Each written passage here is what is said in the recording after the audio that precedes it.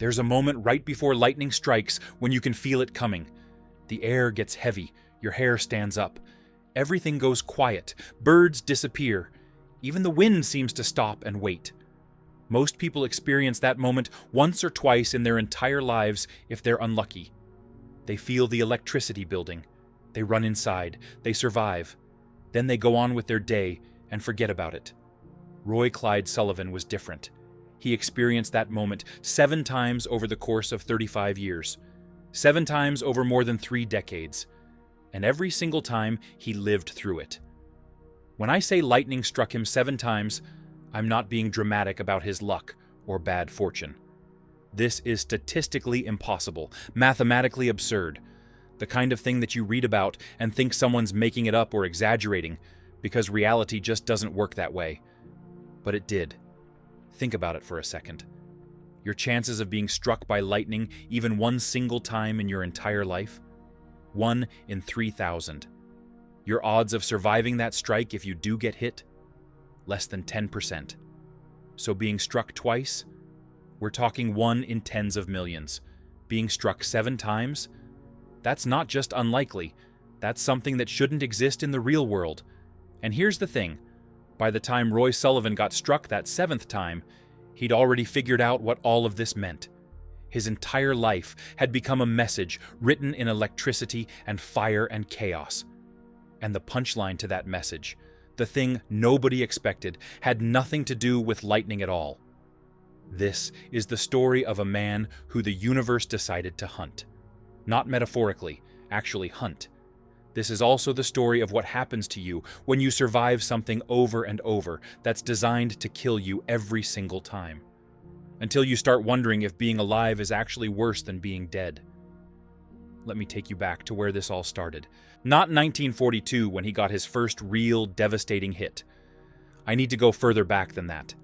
Back to 1920, to a small farming community in Virginia, to a kid who loved the outdoors so much that he decided early on he was going to dedicate his entire life to protecting it and preserving it. That was Roy Clyde Sullivan. Roy was born in 1912, the kind of kid who preferred being outside to being stuck indoors. The kind of kid who understood things about nature that most people only learn from books instead of direct experience. He grew up around farming. He grew up around open fields. He grew up around storms. In rural Virginia, during the 1920s, storms weren't something you watched on TV or checked on your phone because neither of those things existed yet. Storms were real. They were close. They could destroy everything you had worked for. They could destroy your family. And somehow, even knowing all of that, the storms never scared Roy away. Instead, they pulled him closer. They fascinated him. By the time he was a teenager, Sullivan had already decided what he wanted to do with his life. He didn't want to be a farmer like his father. He didn't want to work in a factory or a store. He wanted to work outside. He wanted to protect the wilderness and everything in it. He wanted to be the kind of person who knew the land better than almost anyone else in the world. The natural world was his home. It was his refuge. It was his calling. He didn't know yet, had no way of knowing, that nature had already decided something very different about him. That nature had already chosen him for something else entirely. Here's what people always miss when they hear about Roy Sullivan. He wasn't a daredevil. He wasn't the kind of guy who went looking for danger or thrilled on risk. He wasn't reckless. He wasn't stupid. He wasn't any of the things that might explain why lightning kept finding him over and over again. He was the complete opposite of all those things. He was careful.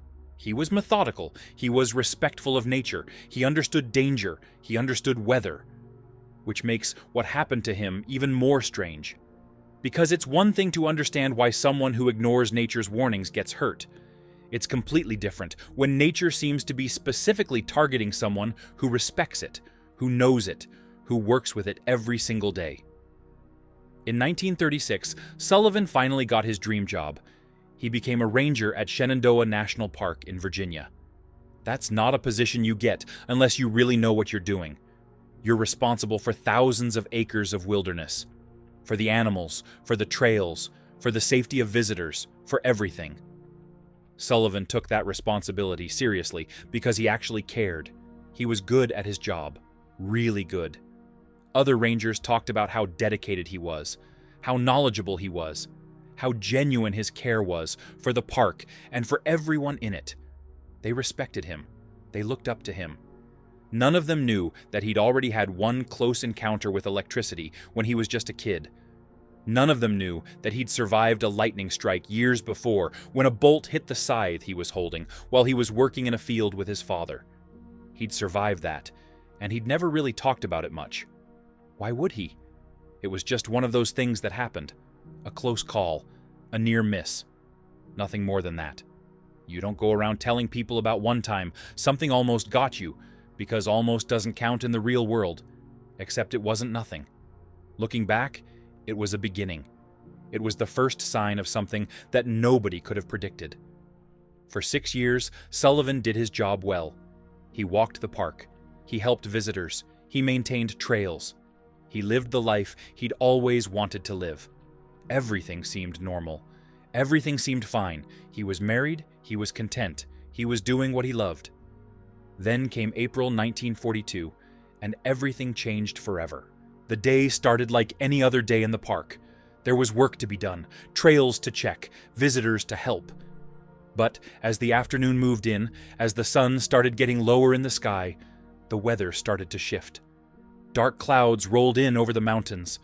The temperature dropped fast. The wind started picking up. If you've ever spent time in the mountains, you know that feeling when a storm is coming. You can sense it before it arrives. You can smell it in the air. Electricity building, tension waiting to release, pressure building everywhere.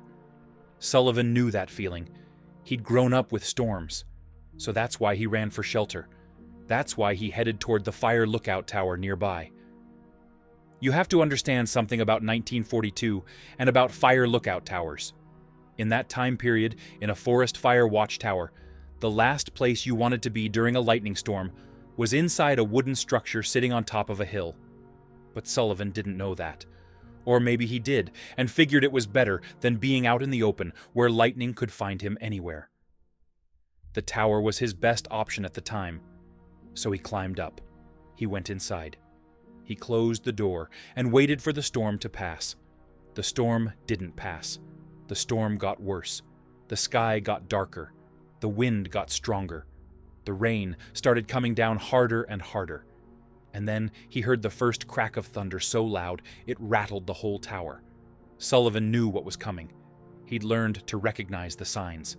The hair on his arms standing up, the static electricity in the air, the pressure change, the smell of ozone. He knew. Then the lightning came. It hit the wooden tower directly. The whole structure lit up like it had been turned inside out. Fire started spreading immediately. The wood caught flame. The building was burning around him. Sullivan didn't have time to think or plan. He just ran. He got out of there as fast as he could. He jumped down from the tower and ran away from the burning building. He was terrified. He was running blind, trying to get away from the fire. He made it a few meters away, maybe 30 feet, maybe more. He couldn't really remember later. He was in panic mode. That's when the second bolt came. It came from the sky, and it hit him directly. Not glancing, not a near miss. Direct impact. Lightning found him standing there in the open, and it struck him down. He fell to the ground. His right leg was on fire inside his boot. There was a hole burned through the leather. His toenail on his right foot was gone, burned away by the electricity. He had severe burns on his foot and up his leg. The pain was incredible, absolutely devastating pain. But he was alive. He had been struck by lightning, and he had survived. Medical people came. They treated him. He recovered.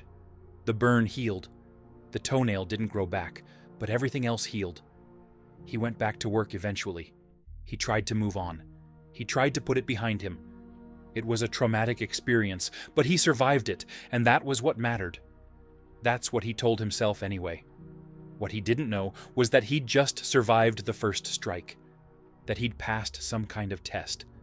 That the universe or fate or whatever you want to call it had decided that Roy Sullivan was going to be its lightning rod. That he was going to be hunted by electricity for the next 35 years. He had no way of knowing that the lightning was just getting started with him, that it was going to come back again and again and again.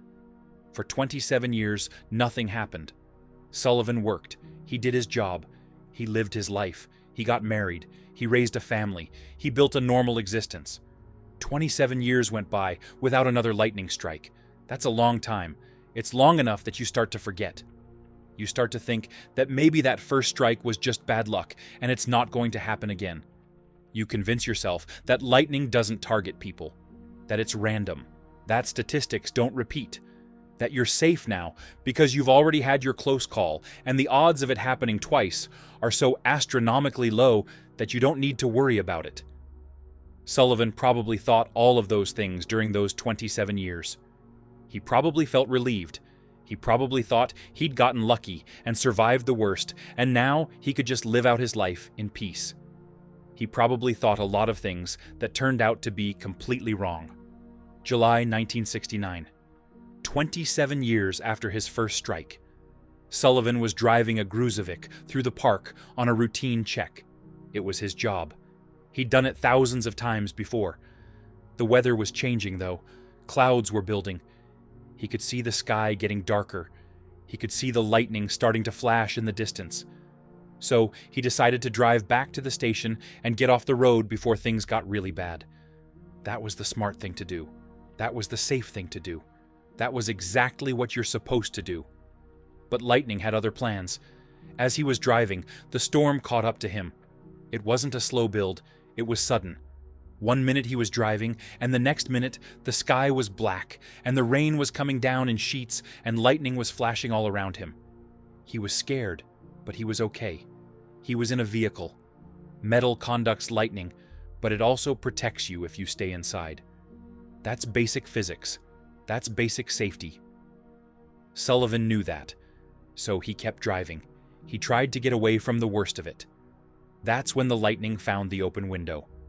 The bolt came down from the cloud and found the open window of the truck and came right through it and struck Sullivan directly. 30,000 Kelvin of electricity moved through his body in a fraction of a second. 30,000 Kelvin. That's hotter than the surface of the sun. That's the temperature of a lightning bolt. And it went through Roy Sullivan's body. He lost consciousness immediately. The truck kept moving. He wasn't holding the wheel. The truck was just rolling forward with an unconscious man behind the wheel.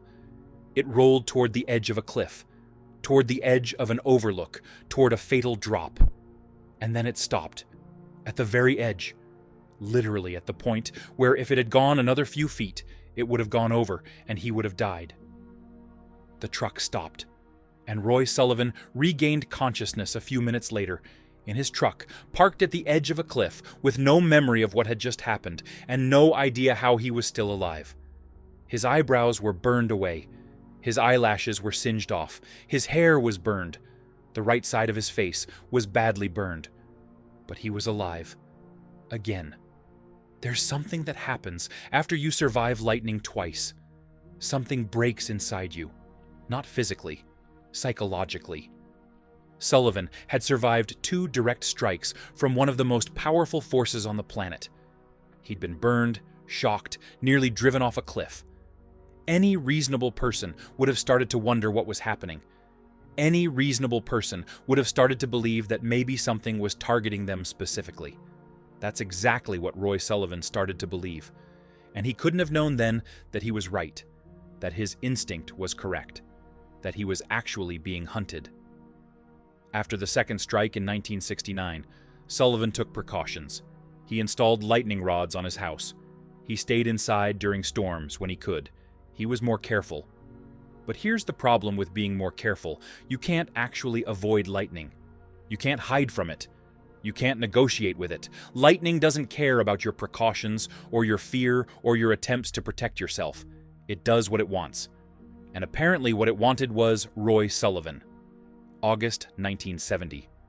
Just over a year after the second strike, Sullivan was working in the park as usual. He was outdoors doing his job. That's when the third strike came. Lightning hit him in the left shoulder, burned his shoulder badly. He survived it. He recovered from the burns. But now it was 3. 3 lightning strikes. The odds were getting ridiculous. September 1972, 2 years later. Strike number 4. Sullivan was working near a small building when lightning struck him. This time, his hair caught fire. His eyebrows were burned off again. His face was badly burned.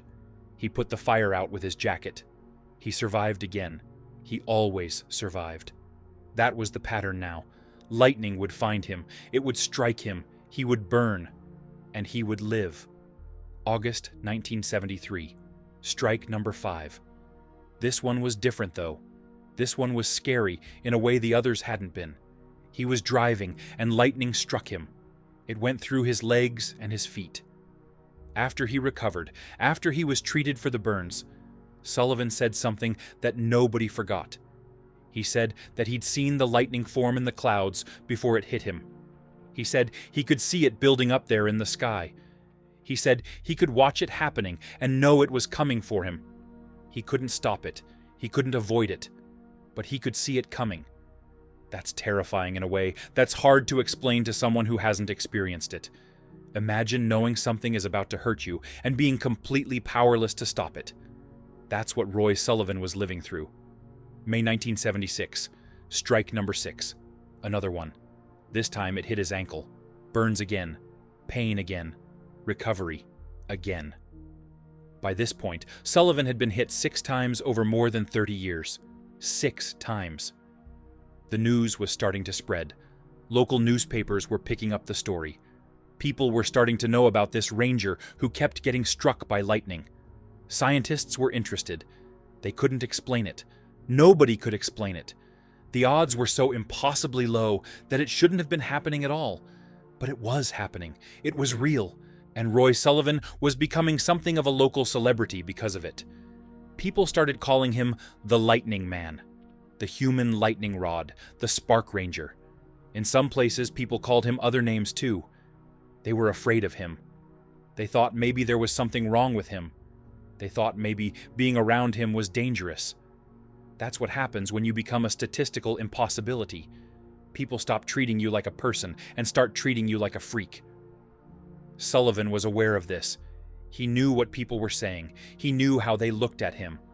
And despite everything that had happened, despite being struck by lightning 6 times, what bothered him wasn't the lightning strikes. It was the loneliness. It was the way people treated him. It was the way his life had become something that wasn't his anymore. He'd lost control of his own narrative. His life belonged to the lightning now. That was his identity.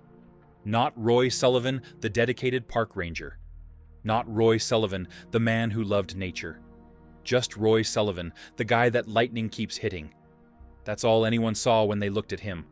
And then came 1977. And strike number 7, July 25th, 1977.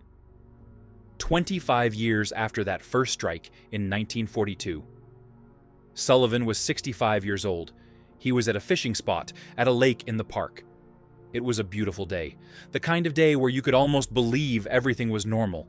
He was fishing. He wasn't worried. He was just trying to enjoy being outdoors and doing something he loved. Maybe he was thinking that this time would be different, that maybe lightning had finally finished with him, that after 35 years and 6 strikes, maybe it was done hunting. He was wrong. The sky started to change. Clouds rolled in fast. The wind picked up. And then Sullivan started to feel that sensation again, the one he'd become so familiar with over the decades. The feeling of electricity in the air, the pressure building, the hair on his body standing up. He knew what was coming. He'd felt it coming 6 times before, but this time felt different. This time felt like something final. He looked up at the clouds and he watched it happen. He actually watched the lightning form in the cloud above him. He watched the charge building. He understood in that moment what was about to occur, and there was nothing he could do about it. He was in an open area. There was no shelter. There was nowhere to run. This was it. This was the 7th time. And as the lightning came down from the clouds, as it built up from the ground to meet it, as the electricity connected, it was like nature was finally making a statement. It was like all of those years of buildup were about to release. The lightning bolt hit him directly in the head. The impact threw him backward. His hair ignited. His clothes caught fire. His skin was charred. The lightning went through his entire body and into the ground. The pain would have been indescribable, but his nervous system had been so overwhelmed by the electricity that he couldn't even properly process it in that first moment. He fell. He lay there in the dirt by the lake. His body was smoking. His hair was burned away. He was still alive. Barely, but alive. A man who happened to be nearby heard the thunder and came to investigate. He found Sullivan lying there and knew immediately something terrible had happened. He got help.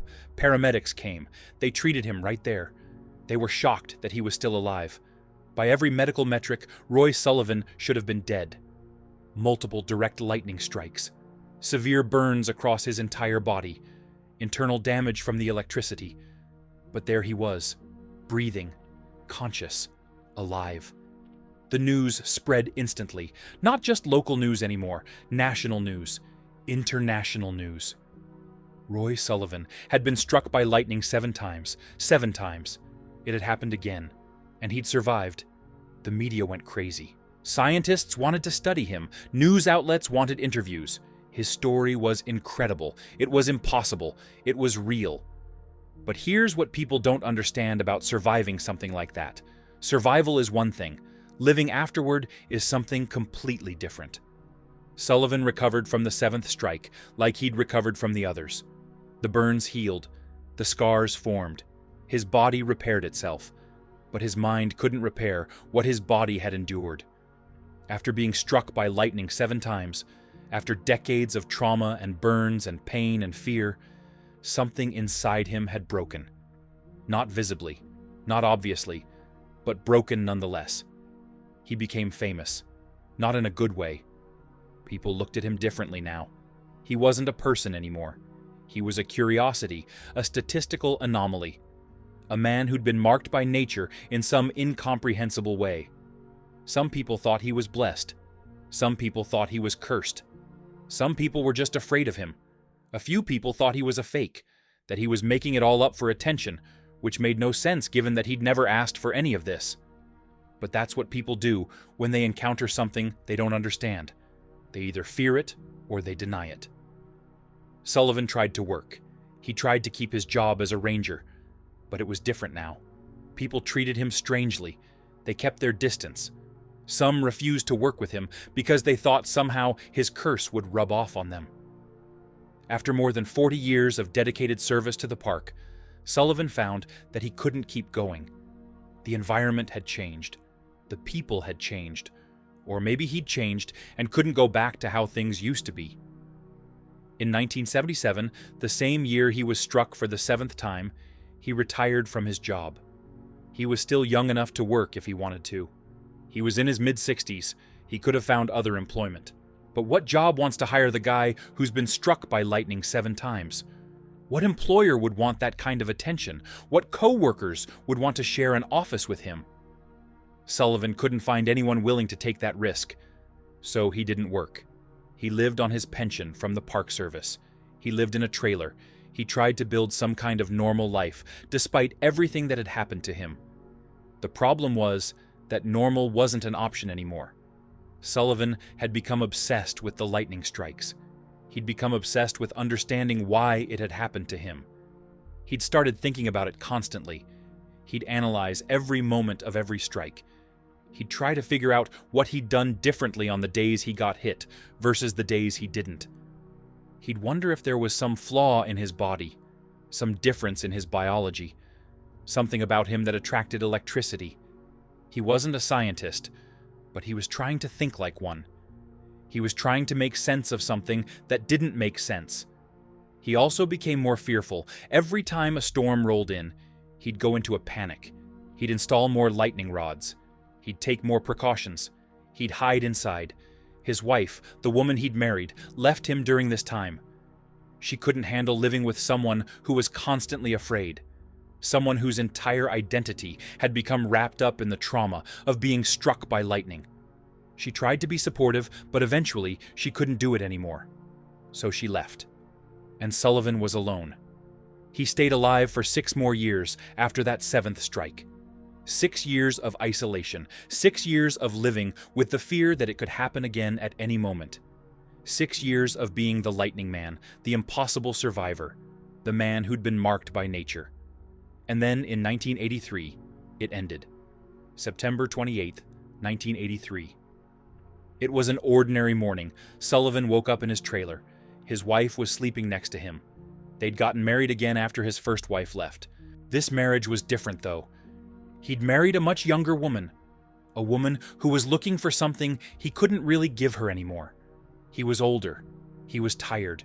He was broken in ways that no amount of time could fix. She was looking for a normal life. She'd thought she could help him. She'd thought love could fix what lightning had broken. She was wrong about that. That morning, Sullivan got out of bed. He went into another room. He took a pistol. He put the barrel in his mouth, and he pulled the trigger. His wife found him minutes later. The woman who'd tried to save him. The woman who'd believed that love could heal him. She found him, and she called for help, but there was nothing anyone could do. Roy Clyde Sullivan, the man who'd been struck by lightning 7 times and survived every single strike. The man who'd walked through fire and electricity and pain that no human being should have to endure. The man who'd been marked by nature in ways that science still can't fully explain, had finally found a way to end his suffering. But not through lightning. Not through the thing that had hunted him for 35 years. Through something far more human. Through hopelessness. Through isolation. Through the weight of being a freak show to the entire world. Lightning hadn't killed Roy Sullivan. Being alive had killed him. Think about what that means for a second. Think about a man who survives the most powerful natural force on the planet 7 different times. A man who has every reason to believe he's invincible. A man who has every right to believe that he's been chosen for something special. And then think about what it does to that man when the world treats him like a monster instead. When the media turns him into a sideshow. When his own wife leaves him. When co-workers avoid him. When he becomes so famous that he can't ever be normal again. When the thing that should have made him feel alive makes him feel completely dead inside. That's the real story here. That's the punchline that nobody expects. Not that a man was struck by lightning 7 times. Not that he survived something impossible. But that surviving something impossible turns out to be the worst thing that can happen to you. Because now you have to live with it. Now you have to carry that weight. Now you have to figure out how to be a human being when you've stopped being human in the eyes of everyone around you. Scientists still don't have a good explanation for what happened to Roy Sullivan. There are theories. Some people think he was struck more frequently because of where he worked. He spent a lot of time outdoors in thunderstorms. He was in the mountains a lot. He was exposed to more lightning than most people. That's true, but it doesn't explain 7 direct strikes. It doesn't explain the frequency or the direct hits. Most lightning strikes happen on the fringes of storms. Most people who get struck are unlucky enough to be in the wrong place at the wrong time. Sullivan was being struck at the center of storms, directly, over and over. Some researchers suggested that maybe Sullivan had some kind of physical characteristic that made him more likely to get struck. Maybe his body had higher conductivity. Maybe there was something about his cells or his nervous system that attracted electrical charge. But when doctors tested him after the first few strikes, they didn't find anything unusual. His body was normal. His conductivity was normal. There was nothing physically different about him that would explain why lightning kept finding him. Other scientists wondered if maybe it was psychological. If maybe somehow his anxiety about getting struck again was literally attracting more strikes. If maybe the fear was creating a feedback loop. But that doesn't make any sense. You can't attract lightning through your thoughts. That's not how physics works. That's not how electricity works. And besides, Sullivan hadn't been anxious before the first strike. He couldn't have been worried about something he didn't expect to happen. The truth is that what happened to Roy Sullivan remains genuinely unexplained. The odds are so impossibly low that it shouldn't have happened.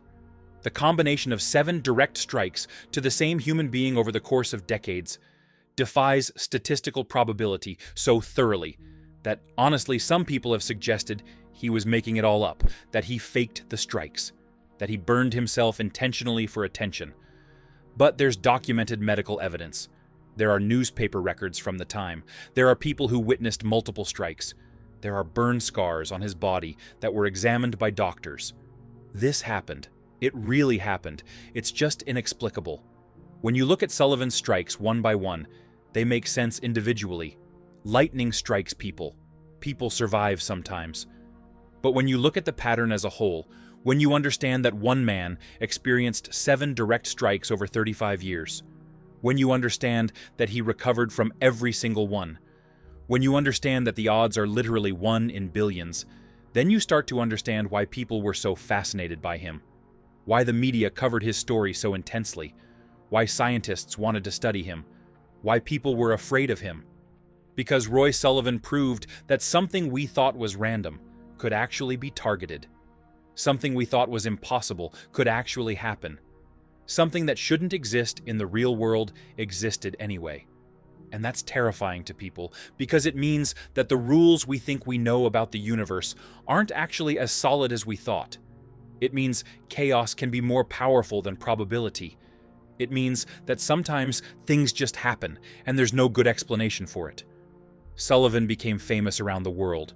His story was in newspapers. It was on television. It made it to international news outlets.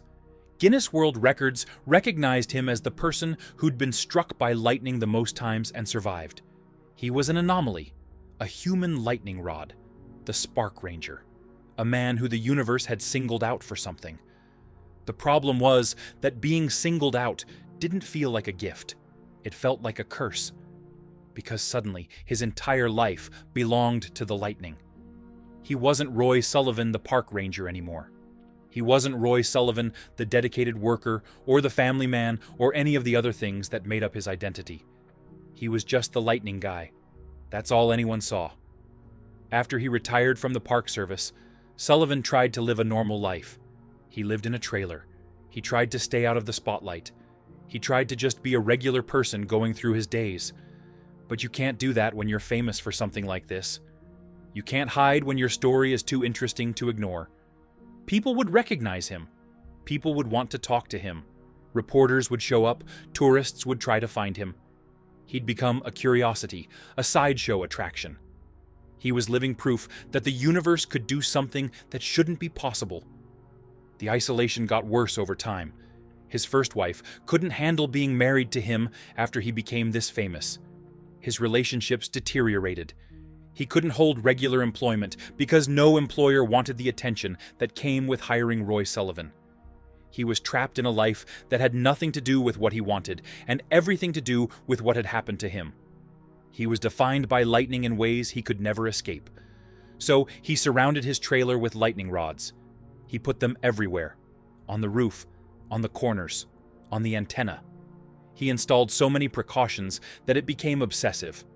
He was trying to control something that he had no control over. He was trying to protect himself from something that had already violated him 7 times. It didn't work. You can't protect yourself from fate. You can't lightning rod your way out of destiny if that's what this was. The last few years of his life were spent mostly alone.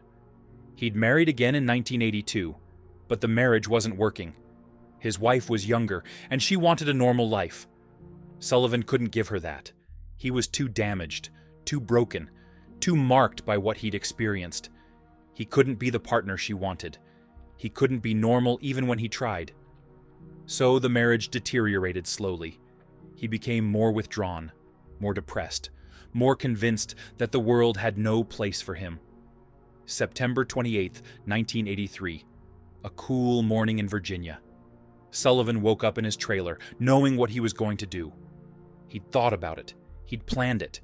He'd made a decision that this life, this cursed existence, wasn't worth living anymore. Lightning had tried 7 times to kill him and failed. But life itself was proving to be much more effective. The isolation was killing him. The despair was killing him. The knowledge that he would never be normal. that he would never be able to escape his identity as the Lightning Man, was killing him. So he took control of the one thing he could still control. He took control of the end.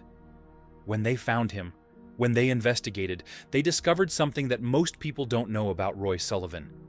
He'd been planning this for a while. There were notes. There were preparations. He wasn't acting on impulse. He was making a calculated decision based on a life that had become unbearable.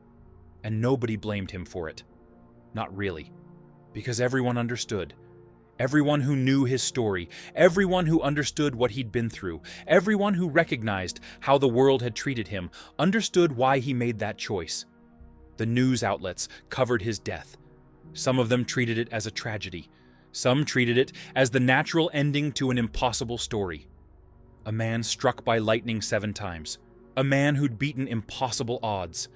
A man who couldn't beat the odds of surviving in a world that had no place for him. There's something profound in that. There's something that needs to sit with you for a minute. Roy Sullivan survived more than most humans will ever have to survive. He lived through multiple direct lightning strikes. He recovered from severe burns. He walked through pain that you can't even imagine. He should have been dead after the first strike. He should have been dead after the second. By the 7th strike, he should have been vaporized. But he wasn't. He lived. And living turned out to be the harder part. Because you can survive something physical. You can heal from burns and wounds and trauma to your body. Your body is actually pretty good at recovering from massive damage. But you can't survive being treated like a freak. You can't survive being famous for the wrong reasons. You can't survive being defined by your tragedy instead of your character. You can't survive being alone. And that's what happened to Roy Sullivan. He was offered appearances on television shows. He was asked to do interviews. He was offered money for his story. People wanted to study him. People wanted to be near him like he was magic. They didn't want to know him as a person. They wanted to know him as a phenomenon. They wanted to use his story. They wanted to capitalize on his tragedy.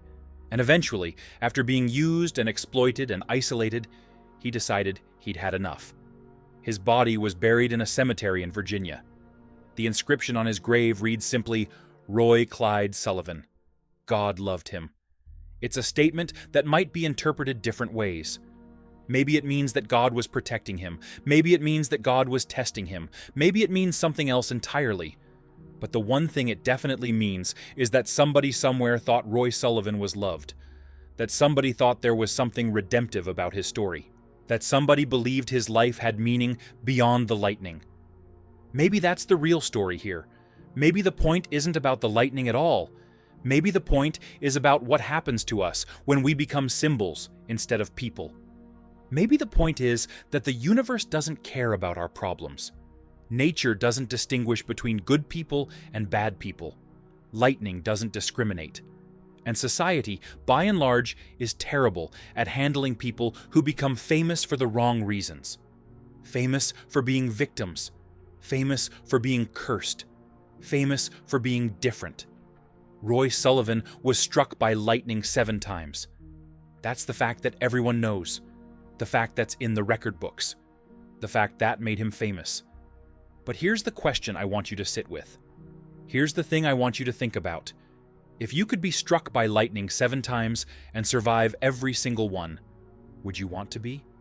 If surviving came at the cost of everything else in your life, would you take that deal? If being alive meant being alone and isolated and defined by your trauma forever, would you choose it? These are hard questions. These aren't fun questions. These aren't the kind of questions that have easy answers. But they're important questions. Because Roy Sullivan's story isn't just about lightning. It's about what we do to people who are different. It's about how we treat people who've been through something that we can't understand. It's about loneliness and isolation and the cost of surviving when the world would rather forget you. So here's what I want to know. Here's what I want you to think about as you finish watching this. Do you think Roy Sullivan was lucky or unlucky? Do you think being struck by lightning 7 times was a blessing or a curse? Do you think his story is inspiring because he survived? Or tragic because survival meant everything he had was taken away? I genuinely want to know.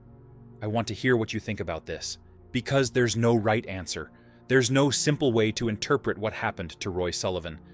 His story is complicated, his life was complicated, and his death leaves us with questions that don't have easy answers. Was it the lightning that killed him, or was it us? Was it fate, or was it society? Was it an act of nature, or was it an act of desperation? I don't know. But I know that Roy Sullivan survived more than almost anyone else will ever have to survive. And I know that survival didn't save him. That's the part of the story that matters. That's the part that should make us think. Because Roy Sullivan's real tragedy wasn't that he was struck by lightning. His real tragedy was that he lived through it, and nobody knew how to help him with that. If this story affected you, if it made you think about something, if it made you feel something, I want you to comment below. I want to know what you think. I want to know if you think Roy was brave or broken or both. I want to know if you think there's a lesson here, or if some stories are just tragedy without redemption. And if you want more stories like this, stories about people who've survived impossible things and the price they paid for surviving them, then subscribe to the channel. Because there are more stories, there are more people, there are more questions that don't have answers. Roy Sullivan died on September 28, 1983. He was 71 years old. He'd lived 41 years after that first lightning strike. 41 years of carrying the weight of being the lightning man. 41 years of being the thing that shouldn't exist. 41 years that ended not with a lightning strike, but with a choice. His choice. His final control over a life that had been controlled by forces beyond his understanding since he was 30 years old. Maybe that's what this story is really about. Maybe it's not about the lightning at all. Maybe it's about what we owe to people who've been marked by tragedy. Maybe it's about understanding that survival isn't the same as living. Maybe it's about recognizing that some people carry wounds that never fully heal. Maybe it's about being kinder to people who are different. Maybe it's about understanding that the real danger isn't nature, it's ourselves, it's how we treat each other, it's how we handle people who don't fit into our understanding of how the world should work. Roy Clyde Sullivan survived lightning 7 times. But he couldn't survive being human in a world that had decided he wasn't human anymore. He couldn't survive being a symbol instead of a person. He couldn't survive the loneliness, and in the end, he chose not to try anymore. That's the story of Roy Sullivan, the man lightning hunted, the man the universe marked, the man who survived the unsurvivable and discovered that survival was the cruelest punishment of all. Thank you for watching.